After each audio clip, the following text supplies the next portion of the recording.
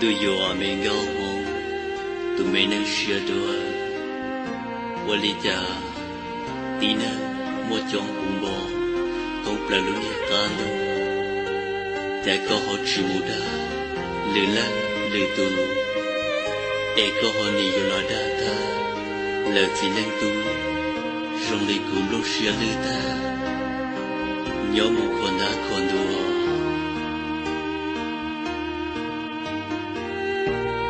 Du na mình gấu mông, tụi mình đang share phe. Wali cha, tina mua chong bùng bò, không phải lúc nhẹ tia tê. Cha có họ chỉ muốn gì à, lừa lăng lừa tu. E có họ làm gì à, ta là chỉ lăng tu, sống lấy tu, nhóm một lúc sẽ đua theo.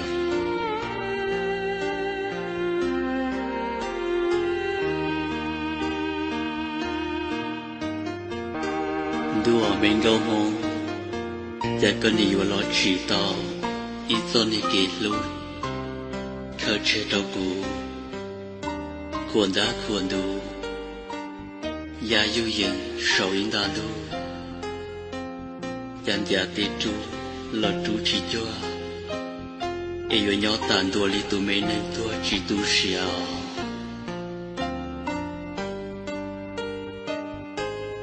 Khăn là ai tia, dìa tao cho mẹ kiện cho. Em xe của yo mót cho mẹ kiện cho, dìa muốn đau rong.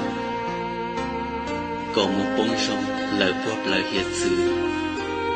Em xe cuốn ra tư yêu, còn nó ta tao có. Khăn là ai tia, yo đa tao cho mẹ kiện luôn. Em xe của yo mót cho mẹ kể lô đã còn nửa mùi yo kê còn dạy mù có đê em xe blong mê xe mên rư bộ cho tao có treo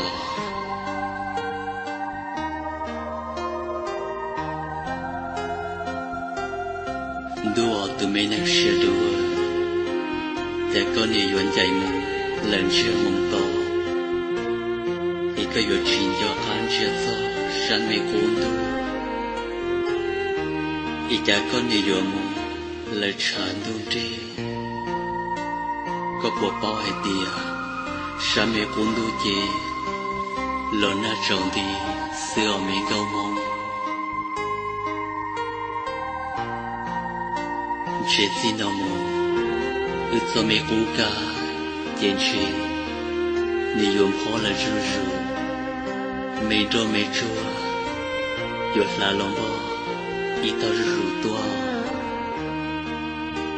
Rộng nó chên chê, yột tan thô là ý xì, xin chỉ có lờ.